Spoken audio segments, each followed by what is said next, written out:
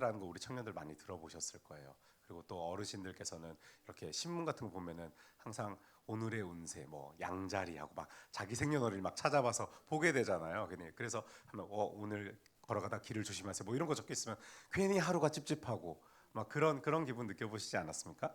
그리고 또 뭐 우리가 좀 은혜적으로 풀어내려면은 뭐 수련회를 간다거나 아니면 부흥회 같은 데를 찾아가가지고 내가 가는 이 길이 지금 맞습니까 주님 하면서 막 부르짖으면서 기도할 때도 얼마나 많은지 모릅니다.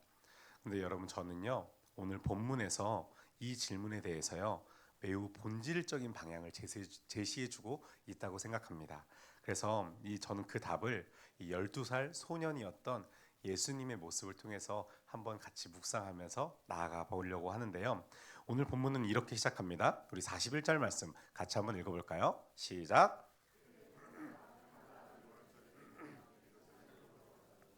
그의 부모가 해마다 6월절이 되면 예루살렘으로 가더니라고 성경은 기록하고 있는데요. 여러분 요셉과 마리아는요 율법에 매우 충실한 사람들이었습니다. 그래서 그 율법에 매우 충실해서 그 가정을 이끌어갔던 그 엄마와 아빠가 요셉과 마리아라는 사람이었는데요. 우리가 그것을 알 수 있는 것이 바로 요 41절 말씀에서 해마다 매년마다 6월절이 되면은 예루살렘으로 갔답니다. 그런데 그냥 우리는 선뜻 뭐 갈 수 있지 이렇게 생각할 수도 있는데요. 여러분 그 2000년 전에는요 교통수단이 이 튼튼한 두 다리밖에 없었습니다. 조금 더 발전한 수단이라고 해봤자 뭐 말 정도 되겠죠. 또 귀족들이 탈 수 있는 마차 정도 그렇게 생각할 수도 있는데 이 이스라엘 지형이 워낙 산도 많고 길이 험하다 보니까 돌들이 많아서 마차 같은 것도 잘 안 탔어요. 그냥 나귀 정도를 타고 다니거나 아니면 진짜 튼튼한 두 다리로 걸어 다녔는데 예수님이 사시던 곳이 어디였죠? 마리아하고 요셉이 사시던 곳이 나사렛이라는 곳이었습니다. 제가 지도를 하나 준비했는데 잘 보이시나요? 저기 빨간색 위쪽에 갈릴리 호수에서 서남 쪽에 있는 데가 바로 이 나사렛이라는 지역이었습니다. 그리고 이 사람들이 매년마다 예루살렘으로 가는데 우린 지도로 보니까 한 뼘 정도 되는데 가는구나 이렇게 생각하는데 저기 거리가 어느 정도 되냐면요 약 150km 정도가 됩니다. 150km 정도 되는데 그러면은 제가 이 구글링을 한번 해보니까요 당시에 걸어서 가려면은 약 35시간 정도를 걸어가야 도착할 수 있는 곳 그곳이 바로 나사렛에서 출발해서 예루살렘 성전까지 거리라고 하는 겁니다. 요즘에도요 여러분 이스라엘 가면요 차를 타고 절로 이동을 하거든요. 저도 저 지금 가봤는데 2시간 정도가 걸립니다. 차로도 2시간 걸리는데 그냥 쉬지 않고 계속 걸어야 도착하는 시간이 35시간. 그러니까 하루 왼종일 걸어도 도착하지 않아요. 그러니까 몇 날 며칠 한 거의 일주일 이상 기간을 잡고 이 길을 갔겠죠. 그런데도 이 요셉과 마리아는요 매년 이 6월절만 되면은 예루살렘 성전에 가서 하나님 앞에 예배드리는 것을 한 번도 그친 적이 없다라는 겁니다. 왜 그랬을까요? 출애굽 당시에 하나님께서 이스라엘 백성들을 구원해 주셨던 그것을 기념하기 위해서 이스라엘 사람들이 율법처럼 유월절이라는 걸 지키거든요.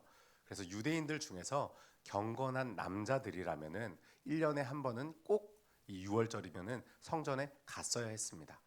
이 말은 경건하지 않은 유대인들은 약간 빼먹기도 했다라는 거죠. 그런데 성경의 기록을 따르면은 요셉과 마리아는 매년 참여했다는 겁니다. 사실 여러분 잘 생각해 보시면요. 요셉만 갔어도 됐어요.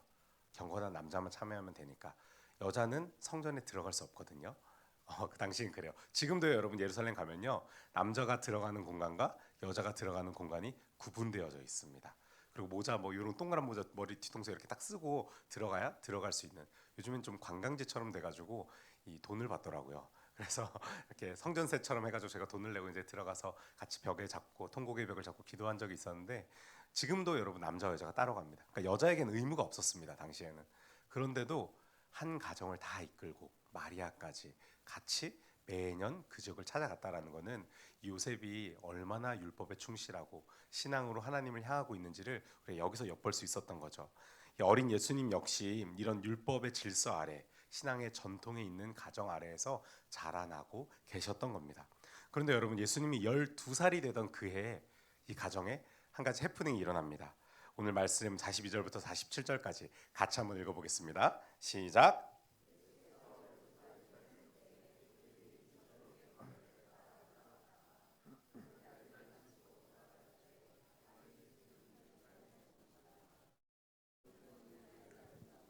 동행 중에 있는 줄로 생각하고 하룻길을 간 후 친족과 아는 자 중에서 찾되 만나지 못하매 찾으면서 예루살렘에 돌아갔더니 사흘 후에 성전에서 만난즉 그가 선생들 중에 앉으사 그들에게 듣기도 하시며 묻기도 하시니 듣는 자가 다 그 지혜와 대답을 놀랍게 여기더라. 아멘. 여러분, 이 말씀을 요약하자면 이런 내용입니다. 요셉과 마리아가 이제 6월절에 예루살렘 성전까지 와서요, 예배를 다 드렸습니다. 이제 돌아가야 할 때가 됐어요. 그래서 이제 돌아갔는데 이제 하루 정도를 이미 걸어갔던 거죠. 하루 정도를 걸어갔는데 하루 정도 가서 숙소에 들어가서 이제 봤더니 내 아들이 없어. 뭐지? 어디 갔지? 하면서 막 찾다가 알고 봤더니 이 소년이었던 예수님이요, 예루살렘에 그대로 그냥 남아 계셨던 거죠. 그래서 출발하고 하루가 지난 다음에야 애가 없어진 거를 요셉과 마리아가 알게 됐던 겁니다. 그럼 여기서 이상한 점 있지 않습니까? 뭐가 이상합니까? 우리 부모님들, 청년들은 이상한 걸 못 느낄 수도 있어요. 뭐가 이상합니까? 어떻게 하루가 지나서야 애가 없어진 걸 알 수 있냐? 그렇지 않겠습니까? 저도 예전에 에버랜드에 저희 첫째 아들을 이렇게 데려간 적이 있었는데 보고 싶은 게 많잖아요. 금방 쏜살같이 사라져 버렸어요. 그래갖고 제가 뭘 하나 봤다가 딱 봤는데 애가 없는 거예요. 미칩니다, 여러분. 야, 이거 뭐야? 그러면서 제가 거기서 진짜 미친 척하고 막 달려다니면서 했는데, 근데 엄마 옆에 있었더라고요. 제 눈에만 안 보였던 거예요. 그래가지고 죽일까 막 이런 생각을 했었었는데, 여러분 진짜 미칩니다. 애가 없어지면 미치는데요. 근데 어떻게 마리아 요셉이 자기 애가 하루가 다 되도록 안 보이는데 어떻게 안 찾을 수 있냐, 이런 의문이 우리 가질 수 있을 것 같아요. 그런데 여러분, 당시에는요, 이 갈릴리에서 예루살렘으로 갈 때요, 요셉 가족만 갔던 게 아니었어요. 다 같이 무리를 이루어서 이제 우리 6월절이 됐으니 우리 내려가서 예배 드립시다 하고, 그 나사렛 지역에 일가 친척들이 같이 살았거든요. 요셉의 친척들이 거기 다 있었습니다. 그리고 그 친족만 있었던 게 아니라 그 마을에 살던 다른 친구들 많이 있지 않았겠어요?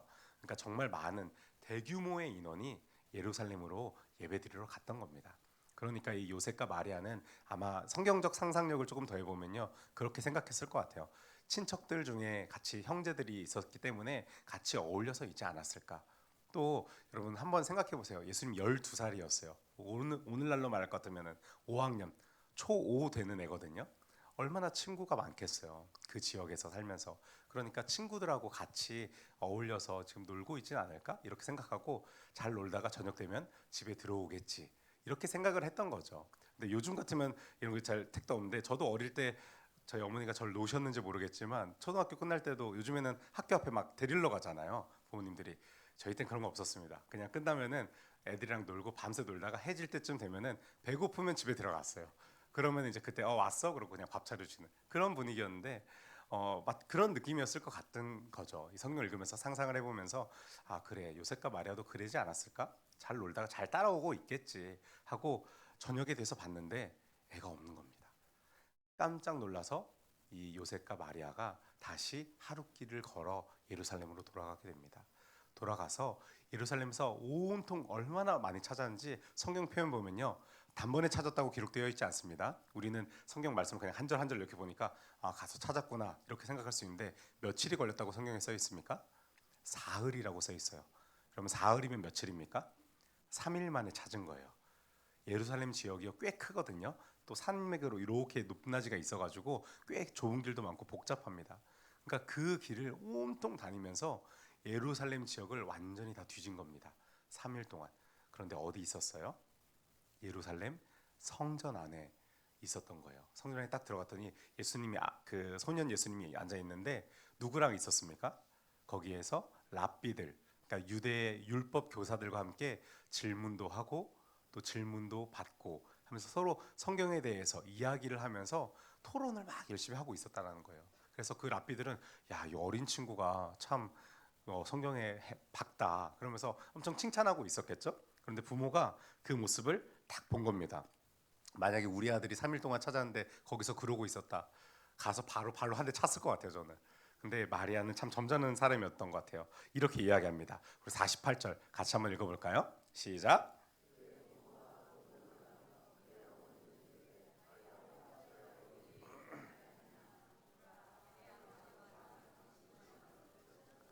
아멘. 여러분 어머니 마리아가요. 진짜 염려하고 근심하는 마음으로 조금은 다그치면서 말씀하신 것 같아요. 아들에게 야, 너 정말 어떻게 이렇게 할 수가 있냐. 말이라도 해야지. 엄마 아빠가 얼마나 걱정한 줄 알아? 그러면서 예수님을 혼낸 겁니다. 거의 예수님을 혼낸 유일한 사람이 아닐까 싶은데 이렇게 딱 혼내니까 근데 예수님의 대답이 가관입니다. 우리 49절 말씀 같이 한번 읽어볼까요? 시작.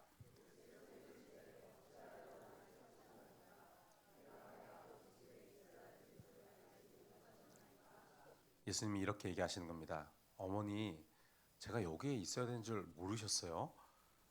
여기 계신 부모님들 어떻게 반응하실 겁니까? 멱살 바로 딱 잡고 들지 않겠습니까? 뭐라고? 제정신이야?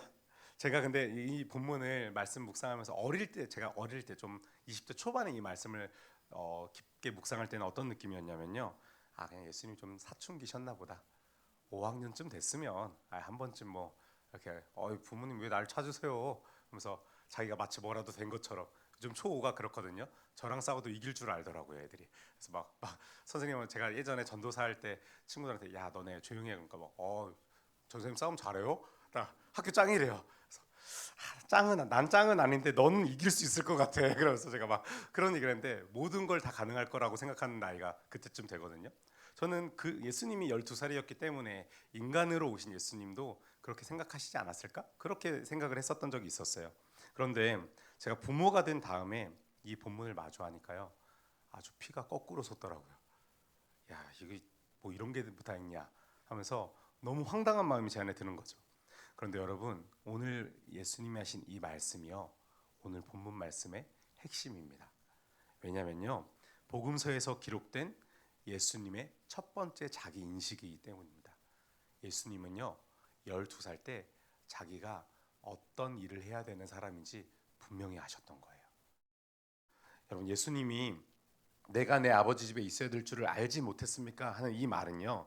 단순히 반항이나 철없는 어린애가 하는 얘기가 아니었습니다.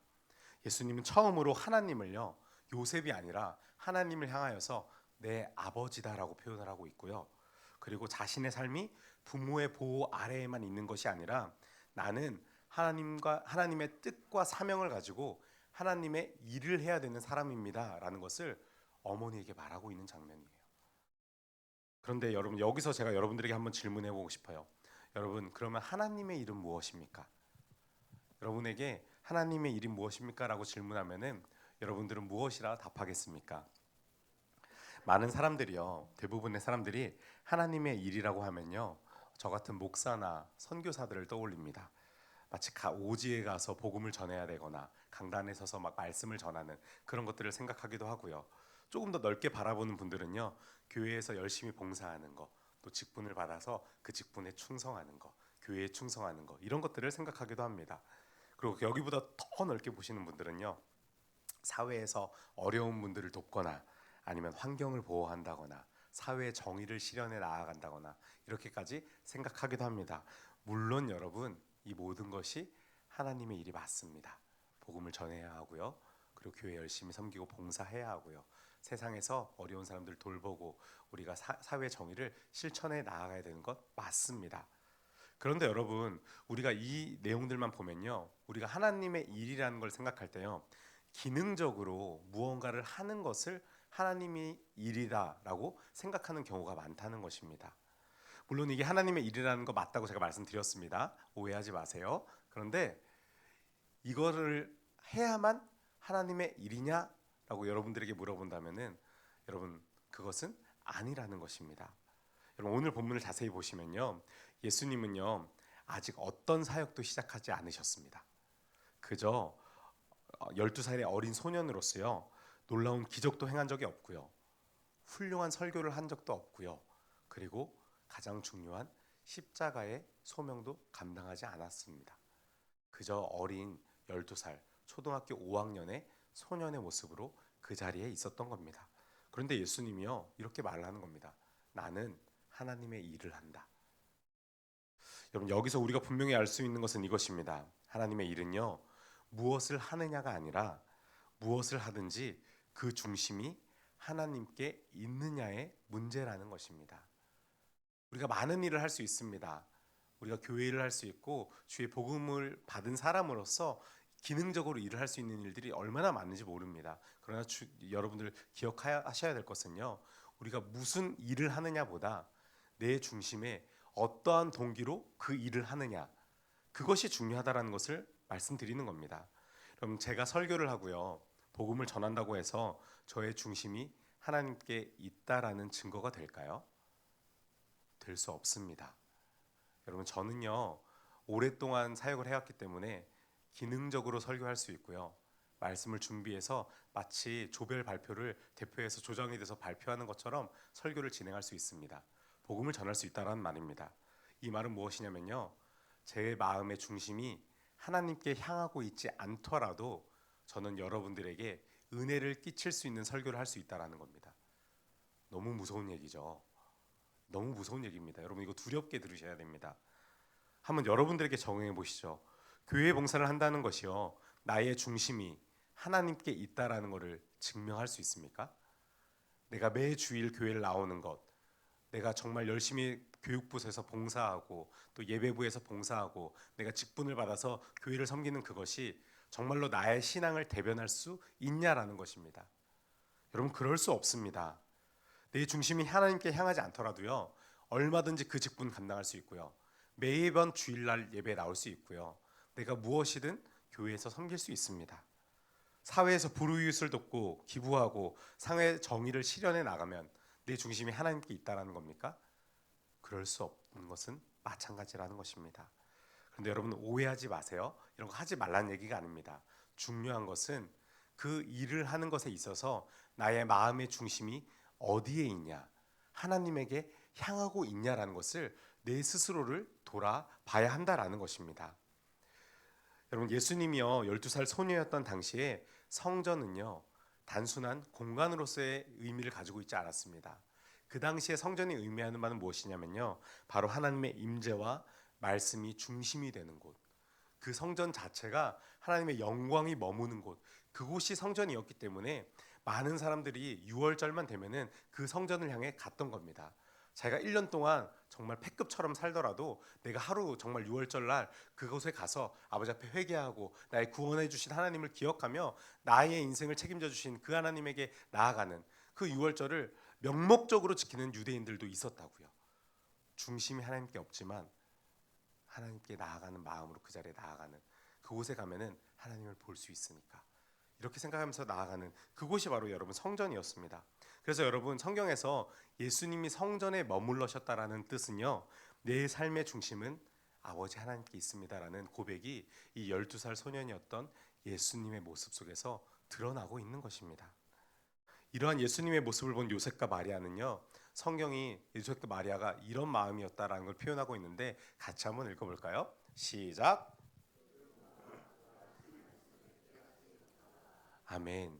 여러분, 뭐라고요? 그 부모가요, 12살 소년이었던 예수님이 하신 말씀이 무슨 말씀인지 깨닫지 못했대요. 가장 가까운 부모가, 여러분 초등학교 5학년 되면요, 그 친구는 물론 자기가 독립적이라고 생각할지 모르겠지만 그래도 그 친구랑 가장 가까운 사람은 바로 부모님입니다. 근데 그 가장 가까운 부모도 이 아이가 하는 말이 뭔지를 이해를 못했다라는 거예요. 왜냐하면은 하나님을 중심에 둔 삶은요, 인간의 상식으로는, 인간의 방법으로는 이해할 수 없기 때문입니다. 그래서 하나님 중심으로 사는 삶은요, 여러분, 때로는 불편합니다. 우리가 주의 말씀대로 살아내려고 하면요, 우리 삶 가운데 분명히 제약이 바로 탁 들어올 거예요. 계속해서 우리 마음속에 걸리는 것들이 있고요, 내가 그렇게 살려고 목숨을 걸고 다짐하면서 그렇게 살아낼 때요, 주변에서 나를 향한 모욕이 있을 거고요, 비난이 있을 겁니다. 우리는 이것을 다른 말로 고난이라고 표현하기도 하는데요, 이런 말씀대로 이 땅 가운데 살아간다라는 건요, 동시에 고난을 동반하는 삶을 우리가 기꺼이 살아가기로 다짐한다라는 것을 의미하는 겁니다.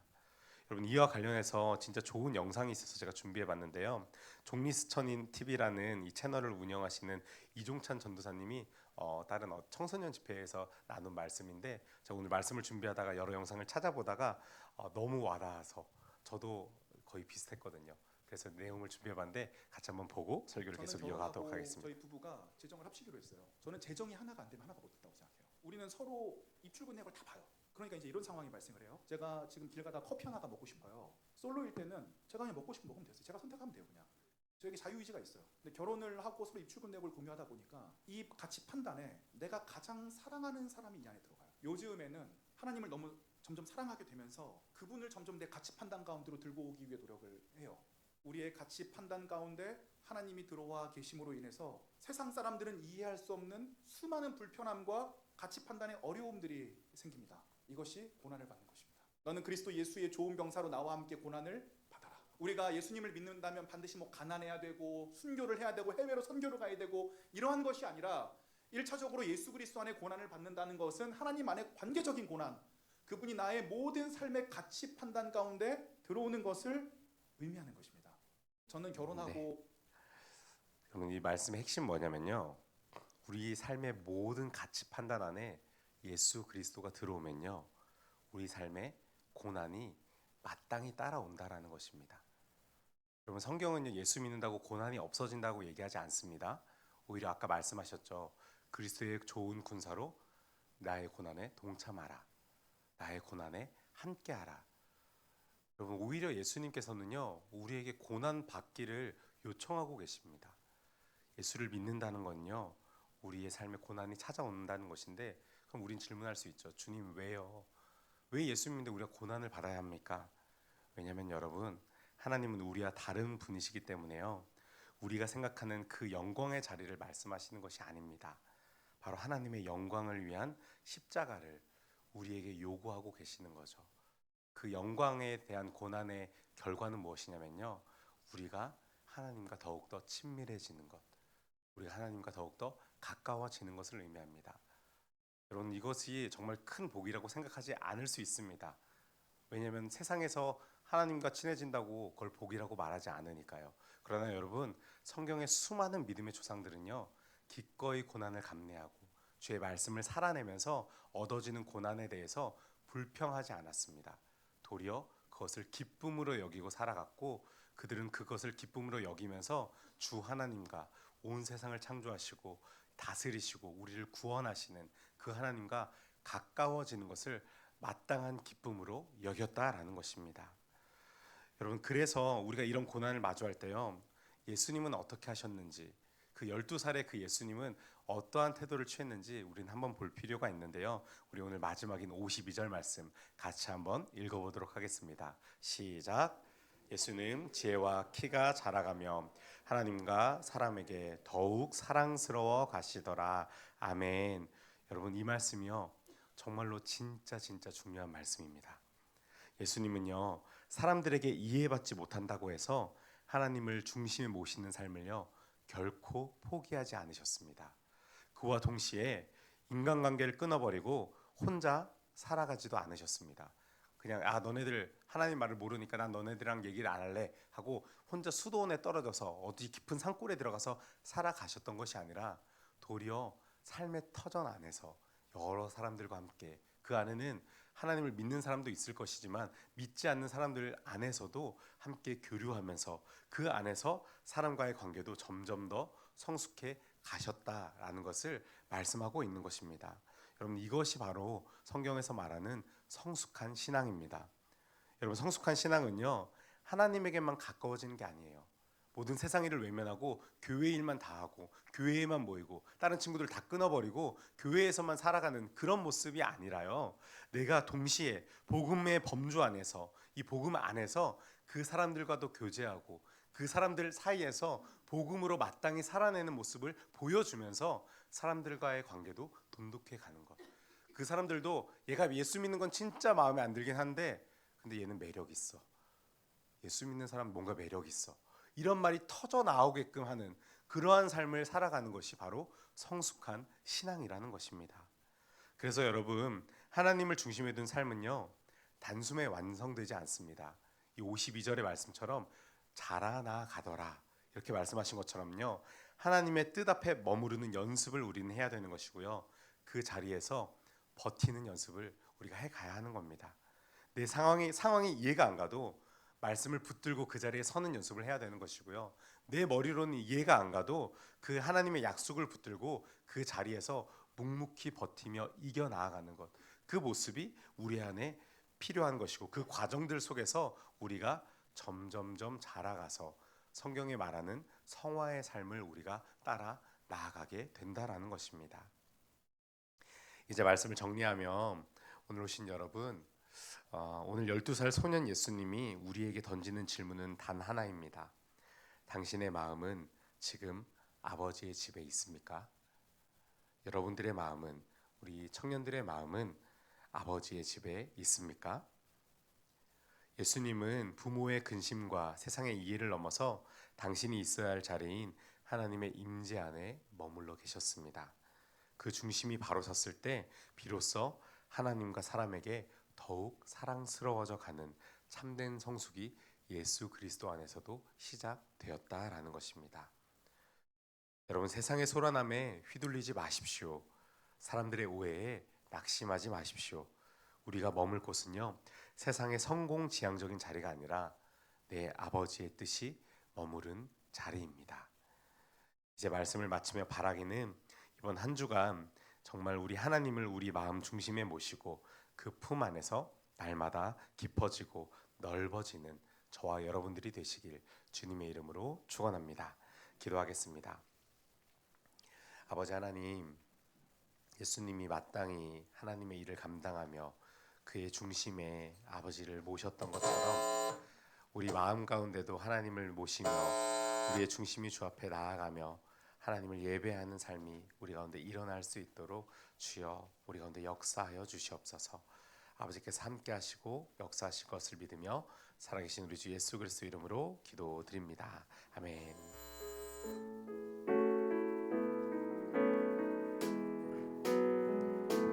주를